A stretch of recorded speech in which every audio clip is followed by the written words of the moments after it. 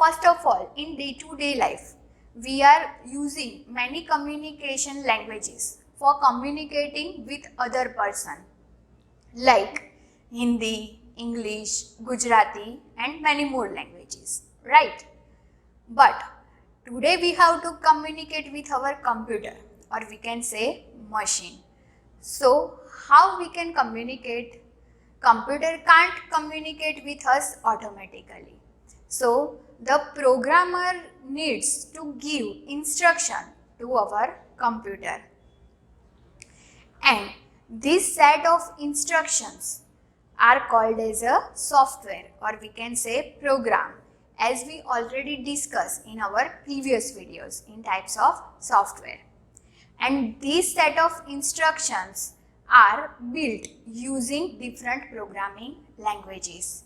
And these programming languages are mainly used to control the behavior of our computer system. And we have many different types of computer languages. So these languages are mainly divided into two categories. First category is low level language and second category is high level language. The low level language is the language which is understood by machine, and high level language is more user friendly, or we can say it is a very closer to human or programmer. And we have to discuss about these two types of languages. The low level language is also categorized into two parts.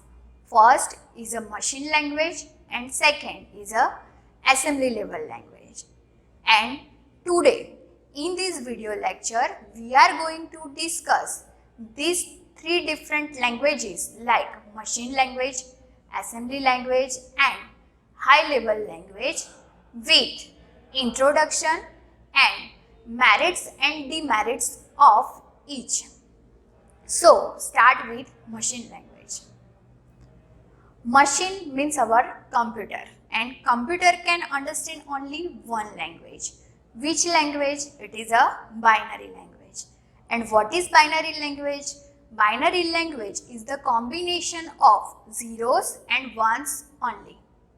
And this combination of zeros and ones represents as a one instruction. And set of instructions are directly run on our CPU in machine level language. And this language is created very first among all other languages. That's why it is also called as a first generation language. And here in machine language, we have to deal with directly hardware, or we can say processor, memory and data. And machine can directly understand this language without any translation. So translator is needed here? No. That's why it is a translation free language. And in other languages, we have to require some translators to convert the language into machine form. So in this language, without translator, our execution time will be faster compared to other language. That's why it is a high speed in execution. But here machine language is directly deal with processors, and processor have a different types. Like one processor has a 32-bit instruction size, then second has a 64-bit instruction size.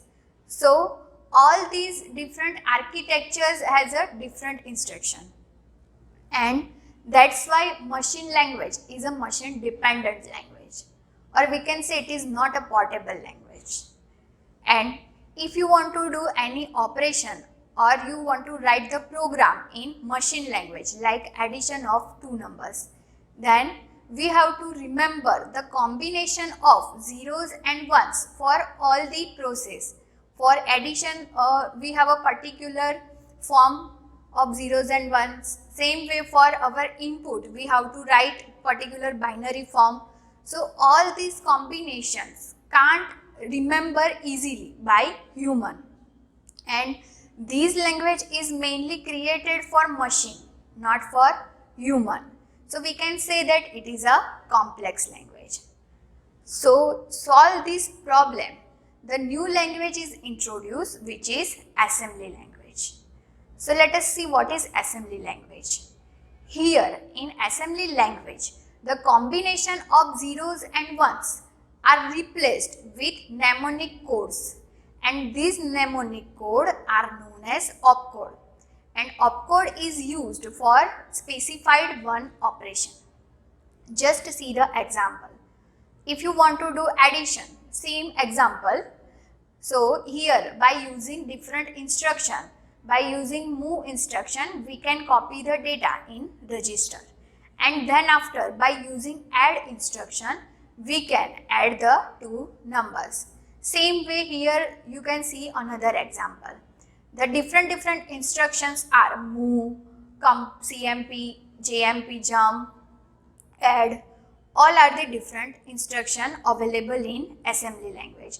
So these instructions are easily remembered for human as compared to the combination of zeros and 1. So we can say that it is easy to understand. And this assembly level language is the type of low level language, and low level language is used for dealing with directly hardware. So we can say that assembly level language has also more control on hardware, hence it is efficient. But the same problem here is it is also machine dependent, like machine language, and harder to learn. Why? Because for different architectures we have to remember different types of instruction. Means we can't run the same program which run on the 32-bit machine. We can't run the same program on 64-bit machine. That's why it is hard to learn for all different types of architecture. Hope the low level language concept is understood by you very well. So switch to the next language, and that is high level language. What is high level language? High level language consists of set of English like words and symbols. Means here instructions are replaced with English words and symbols. The same example you can see here. If you want to do addition, then simply we can write as a plus B, and we can store the data in A and B variable, and directly using plus symbol we can do addition. So we can say that it is a very easy, and we can read very easily. Our readability will automatically increase compared to previous languages. And one major advantage is one program which you have a write on 32-bit machine, the same program we can execute on 64-bit machine also. So this is also one advantage, and it is a easy language compared to all other languages. That's why user can create more and more program in high level language. And if you want to do programming in C program, then for print anything we can use printf function. So printf is similar to one English word, and we can easily remember this function. So all type of functions are used in our high level language program. So our coding speed will be increased, and our coding time will be saved compared to the machine language. But this language is mainly created for human. It is a human oriented language. That's why it is not used for dealing directly with our hardware. So we can say that high level language has a poor control on hardware. And one major drawback is high level language is directly not understood by our machine, because it is in English form, and machine can understand only one form, that is binary form. So what we have to do? We need translators. Translators are used for converting high level language into machine language, and here our translation time will be increased. So we can say that it is a less efficient as compared to machine language. And C, C++, Java, all are the languages which are the example of high level language.